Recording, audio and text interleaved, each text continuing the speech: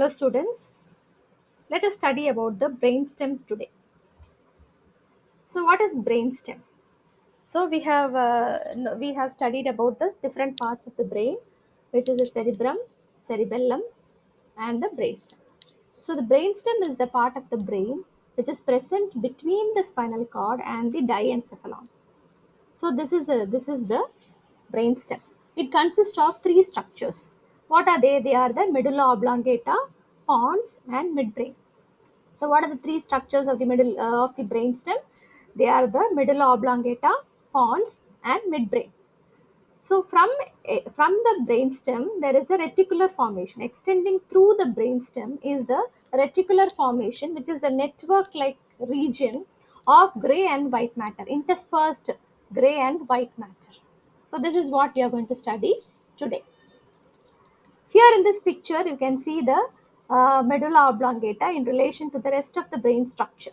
So here you can see the anterior view and the posterior view, the cerebrum, the cerebral peduncle of the midbrain. You can see the midbrain, medulla oblongata, and the pons.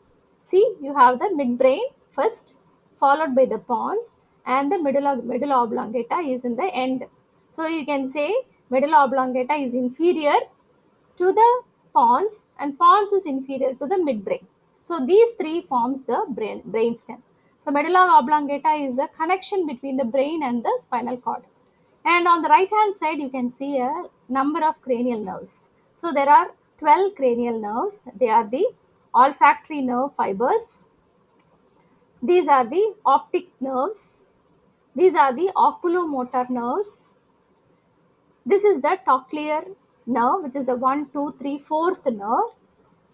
This is the trigeminal nerve. This is the abducens sixth nerve. This is the facial seventh nerve. This is the vestibulocochlear eighth nerve. This is the glossopharyngeal ninth nerve. This is the vagus nerve 10th nerve. This is the accessory nerve 11th nerve, and this is the hypoglossal nerve. So this is the structure of the brain. So today's class we are going to concentrate on the midbrain. So what is the midbrain brainstem? The brainstem consists of the midbrain, pons, and medulla oblongata. And what are the different nerves present in these regions? That is what we are going to study. So let us first see about the medulla oblongata, which is the end region of the brainstem. So medulla oblongata it is simply called as medulla. You would have heard about this in many other parts, okay, many other areas. It is continuous with the superior part of the spinal cord. It is the upper part of the spinal cord and the lower part of the brain, or you can say inferior part of the brainstem. Where does it begin? The medulla begins at the foramen magnum and extends to the inferior border of the pons, which is about a distance of 3 centimeter. So this is the size and structure of the medulla oblongata. So here you can see the internal anatomy of the medulla oblongata. So you have to remember all these names. So this is the picture showing the transverse section and anterior surface of the medulla oblongata. See this, you can remember, this is the fourth ventricle, and these are the choroid plexus of the fourth ventricle, and you can see some bulbar structures, yellow colored bulbular structures called as the vagus nucleus. These are the nucleus. So each one has a special name. This is the vagus nucleus, dorsal motor. This is the hypoglossal nucleus, and each one has a specific name. This is the vagus nerve, 10th nerve, and these are some structures, enlarged structures called as the olive. We will study about this in the coming slides. And this is the inferior olivary nucleus of the olive, called as the inferior olivary nucleus. And you can see these are some structures called as the pyramids. So pyramids are very important. We will study about this. This is the hypoglossal 12th nerve, and here you can see some cross structures. You can see this is coming this side, and this bundle is coming this side. So this is called as the decution of pyramids. So they are very important for the coordination of the activity on the right hand side and the left hand side. So from this you can understand that the right bundle controls the activity of the left hand side, and the left bundle controls the activity of the right hand side. So that is why, when a person is a left hander, the right side of the brain is more active. You can see some other structures also. Here it is a lateral corticospinal tract axons. I think you remember corticospinal. So cortical region, spinal goes to the starting is cortico and ending is spinal tract axons. This is the anterior corticotropical corticospinal tract axons. This is the spinal cord and this is the spinal nerve is starting C1. So, we will study in more in detail. The medulla's white matter contains all the ascending and the descending tract. So, you know what is the ascending tract? It contains the sensory neurons, and the descending tract contains the motor neurons that extend between the spinal cord and the other parts of the brain. So, this is a connecting region. Medulla, you can say this is the connecting area between the brain and the spinal cord, or the spinal cord and the brain. So some of the white matter form bulges on the anterior aspect of the medulla called as the pyramids. So these bulges or protrusions, as we have seen here, this is the pyramid. So these are the structures called as pyramid. They are formed by the large corticospinal tract. So they are formed by the large corticospinal tract that pass from the cerebrum to the spinal cord. So, what is the role of the corticospinal tract? They control the voluntary movement of the limbs and the trunk. So, all the voluntary, that is the conscious movement of the limbs and the trunk. Next, what I told you is the decussation of pyramids. You can see the crossing of the pyramids called as the decussation of pyramids. So, what is this? So, superior to the junction of the medulla with the spinal cord, 90% of the axons in the left pyramid cross over to the right hand side, and the same way 90% of the axons in the right pyramid cross to the left side. So, this crossing is called as the decussation of the pyramids, and this is only the reason why each side of the brain controls the voluntary movement on the opposite side of the body. So this is what I told you. A person who is a right hander, the left side is very active. A person who is a left hander, the right side is very active. Next, we will see about the nuclei. So, we have seen certain nuclei, yellow colored bulbar structures. So, the medulla contains several nuclei which control the vital functions of the body. So, what are some examples of nuclei? There is the nuclei in the medulla regulate vital activities like the cardiovascular center and medullary rhythmicity area.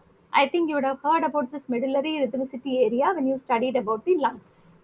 So the cardiovascular center, what does it do? It regulates the rate and force of the heartbeat and the diameter of the blood vessels. Whereas the medullary rhythmicity area, this is present in the respiratory center. It will adjust the basic rhythm of the breathing. There is a rhythm, fast or slow. The rhythmicity of the breathing, from the name itself, you can understand.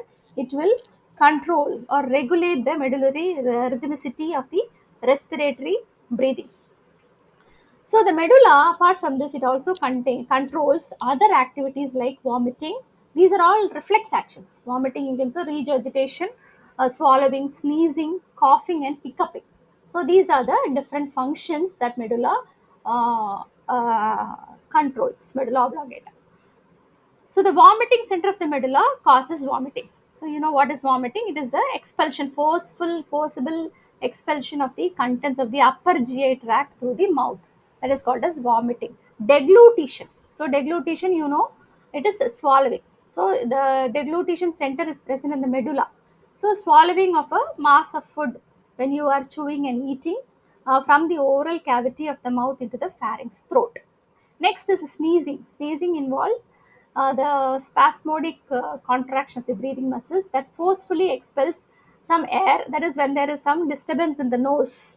Okay, when something dust particles enters the nose, we will sneeze and remove it out. This is called as sneezing. Coughing. So coughing, when there is a choking in the throat. So it involves a long, drawn, and deep inhalation and then a strong exhalation. So when something is caught in the throat, in the that is it goes into the respiratory tract. What do you cough it out?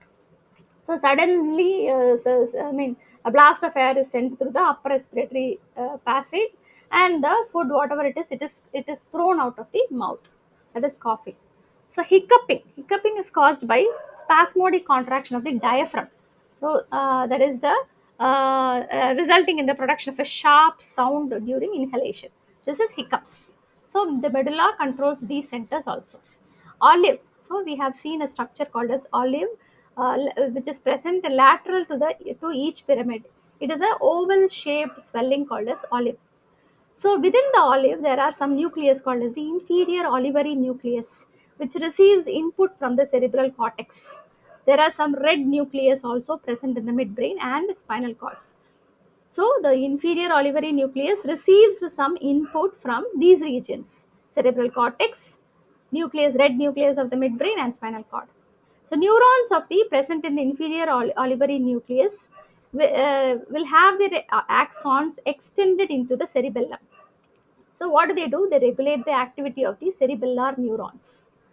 By influencing cerebellar neuron activity, the inferior olivary nucleus provides instructions to the cerebellum to make some adjustment in the muscular activity. As you learn some new motor skills like no learning skills, this will give some instruction to the cerebellum. Apart from this, nuclei is associated with some sensations like the touch, pressure, vibration, and some conscious proprioception, which are located in the posterior part of the medulla. So, what are they? The nucleus are the right and the left gracile nucleus and cuneate nucleus. So, these are the names of the nuclei. What are they? The gracile nuclei and the cuneate nuclei. The ascending sensory axons of the gracile fasciculus and the cuneate fasciculus, which are two tracts in the posterior columns of the spinal cord, form synapse in the nucleus. So these are the gracile fasciculus and the cuneate fasciculus are two different tracts present in the posterior column.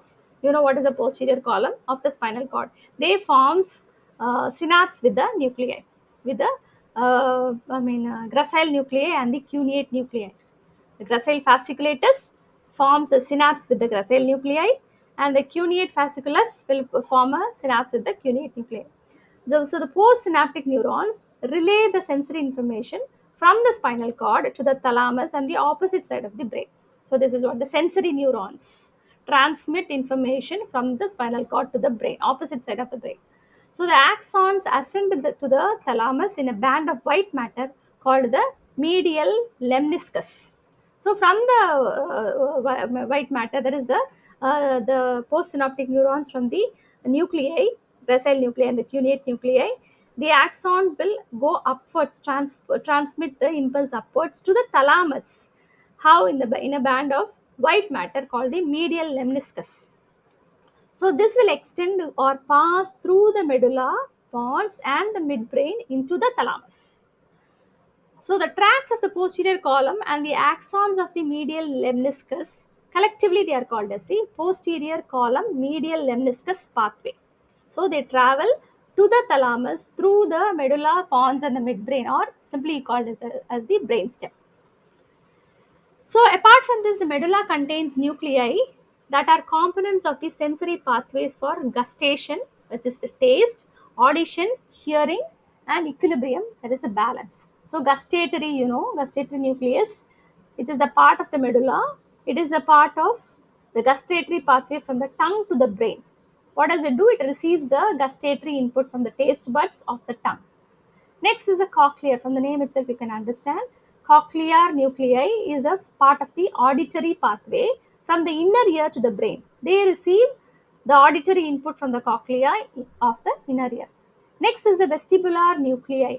So they are present in the medulla and the pons. So they are the equilibrium part of the equilibrium pathway from the inner ear to the brain. Ear is very important in maintaining the equilibrium of the body. They receive sensory information associated with the equilibrium from the proprioceptors of the vestibular apparatus of the inner ear. Then, this medulla contains 5 pairs of cranial nerves. So, what are they? Vestibulocochlear, 8th nerve, glossopharyngeal, 9th nerve, vagus, 10th nerve, accessory nerves, 11th nerve, and hypoglossal, that is the 12th nerves. So, these are the different pairs of cranial nerves associated with the medulla. So here you can see the different nerves, as we can see.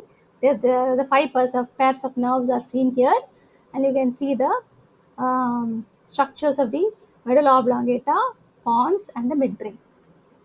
So this is the again the picture showing the pyramids. These are the pyramids, and this is the olive. This is the inferior olivary nucleus, and these are the some nucleus, vagus nucleus, hypoglossal nucleus, and this is the decussation of the pyramids.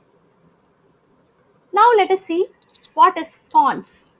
So pons is a bridge connecting the medulla with the above structures, that is the midbrain. It lies directly superior above the medulla and anterior to the cerebellum and is about 2.5 centimeter long in front of the cerebellum. So it is a bridge that connects different parts of the brain with one another. So they connect, the connections are provided by bundles of axons. The bundles of axons present in the pons connect various regions of the brain with each other. The pons also consist of some nuclei, sensory tract, and motor tract.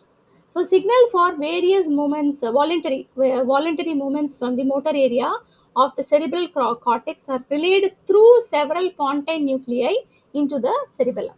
So, the pontine nuclei is very, very important. So, the motor areas of the cerebral cortex are relayed through the pontine nuclei into the cerebellum, next region. So, along with the medulla, the pons also contain some vestibular nuclei, which are the components of the equilibrium pathway from the inner ear to the brain. So, this we have seen in the previous medulla also.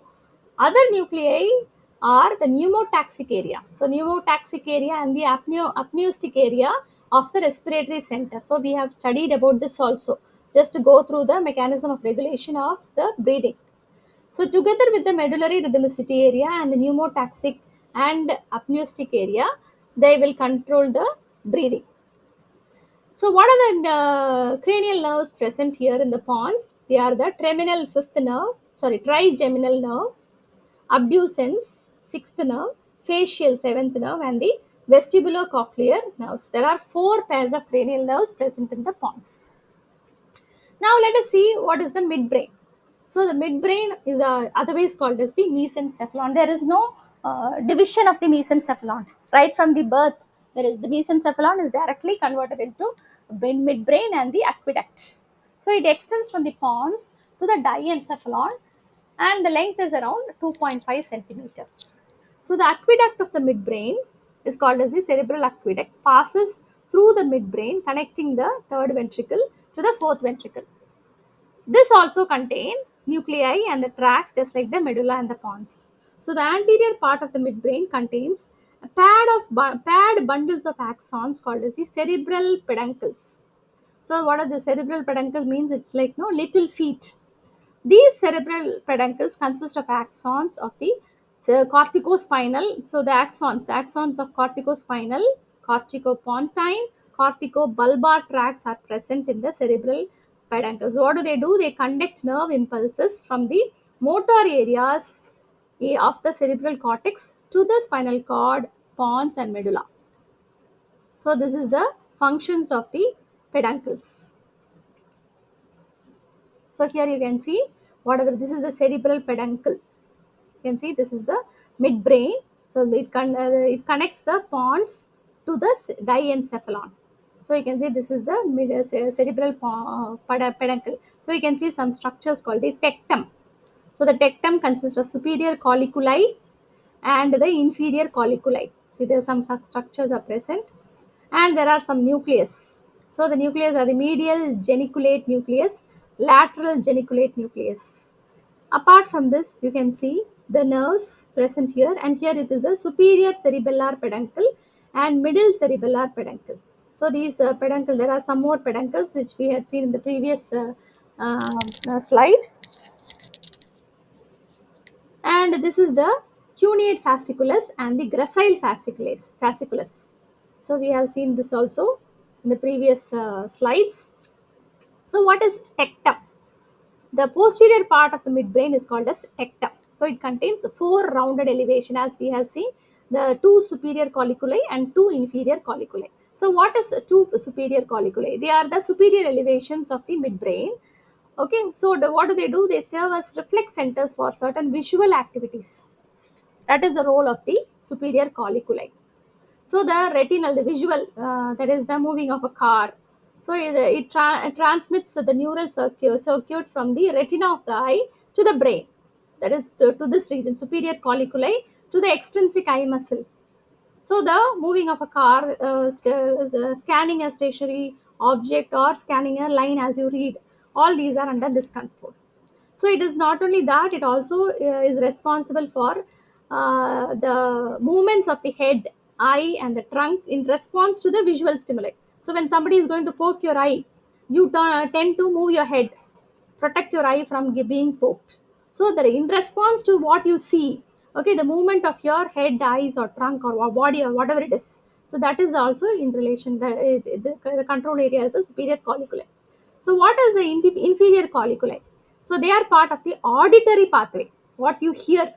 So they relay impulses from the receptors for hearing in the inner ear to the brain. What you hear, even if you keep your eyes closed, when some flies are flying into your ears, no, either house fly or a bee, honeybee is flying, it will give some sound. So accordingly you move your head. So this is the function of the inferior colliculi. So the superior colliculi is related with the eyes and the vision, and the inferior colliculi is related to the ears and what you hear. These two are, you can say, the reflex centers for, startled reflex, that is suddenly some reaction, sudden movement of the head, eyes, and the trunk, when you either see something, or a loud noise, you get startled. So when suddenly, when there is a silent room, when there is some noise or gunshot, you get alerted. So this is the role of the superior colliculi and the inferior colliculi. Now we will see what is substantia nigra. So this is a very very important region of the midbrain. So it contains there is a left and right substantia nigra. So they are now large and darkly pigmented structures. These neurons present in the substantia nigra release dopamine, extending from the substantia nigra to the basal ganglia. So they help subconscious muscle activities, to control the subconscious muscle activities. What happens when there is a loss of neuron in this area, substantia nigra? It results in Parkinson's disease. So from this you can understand the muscle activities. Parkinson's disease is related to muscle activity. When there is loss of neuron, the body, the maintaining of the posture, the maintaining of the activity of the muscle, there will be shake in the hands or fingers or legs, so that will get affected. So I think you just go through the Parkinson's disease. The left and right red nuclei, which looks reddish in color due to their rich blood supply and iron containing pigment in their neuronal bodies. You can see the structure. Substantia nigra, it is red, it contains light and red nuclei in both the right and the left structures. Axons from the cerebellum and the cerebral cortex form synapses in the red nuclei, which help to control voluntary movements of the limbs. What are the nerves present here? The midbrain is associated with the two pairs of cranial nerves called as the oculomotor nerves. You can see the vision, and the trochlear nerves, which is for the ears. So here again you can see the uh, cerebral peduncle, rectum, superior colliculi, inferior colliculi. Now let us see what is reticular formation. The brainstem consists of small clusters of neuronal bodies. Neuronal bodies are gray matter interspersed among small bundles of myelinated axons. Myelinated axons are white matter. The broad region where white matter and the gray matter exhibit a net-like arrangement is called as a reticular formation. So what is reticular formation? When the white matter and the gray matter, instead of being separate, they exhibit some network-like arrangement. It is called as a reticular formation. It extends from the upper part of the spinal cord throughout the brainstem. You can see the structure. It extends throughout the brainstem and into the lower part of the diencephalon. Neurons within the reticular formation have both the ascending and the descending sensory and the motor tracts. There is a system called as the reticular activating system, which consists of sensory axons which project to the cerebral cortex, which will maintain the consciousness and is active during awakening from sleep.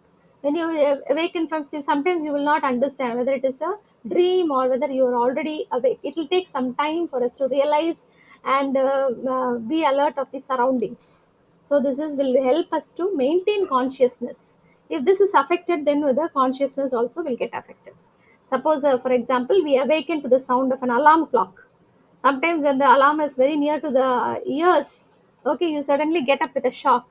And flash of lightning, you get frightened from the flash of lightning, or to a painful pinch when somebody pinches you and it is painful because of the RAS, reticular activating system, that will arouse the cerebral cortex. So the reticular formation's descending functions help regulate posture and muscle tone. There is a slight degree of contraction in normal resting. That is, when you're sitting, you're adjusting your body to sit properly. So this is because of the RAS activity. So here you can see this is the reticular formation, the network of both the gray and the white matter. So these are the red nuclei, red nucleus. So this is the substantia nigra. You can see the superior colliculus, and these are the cerebral peduncle. This is the lemniscus. So this is the lemniscus, reticular formation, tectum. These are the tectum. These are the various regions. So let us summarize the functions of the brainstem. Medulla oblongata. What does it contain? Just recollect whatever you have studied. It contains the sensory as well as the motor tracts. The cardiovascular center regulates the heartbeat and the blood vessel diameter. So you know it contains cardiovascular center and medullary rhythmicity area. So the medullary rhythmicity area acts along with the areas of the pons, respiratory areas of the pons. It contains the gracile nucleus, cuneate nucleus, gustatory, cochlear, and vestibular nuclei, which are components of the sensory pathways to the brain. The inferior olivary nucleus provides instructions that the cerebellum uses to adjust the muscle activity when learning new motor skills. It also contains other nuclei like to coordinate vomiting, swallowing, sneezing, coughing, and hiccuping. And it contains the five pairs of cranial nerves, 8th, 9th, 10th, 11th, and 12th. So reticular formation, there is in the like the pons, midbrain, and diencephalon. They are important for the functions in consciousness and arousal. The functions of the pons, it contains sensory tracts and motor tracts. The pontine nuclei relay nerve impulse from the motor areas of the cerebral cortex to the cerebellum. It contains vestibular nuclei that are part of the equilibrium pathway to the brain. The pneumotaxic area and the apneustic area, along with the previous one, will control the breathing.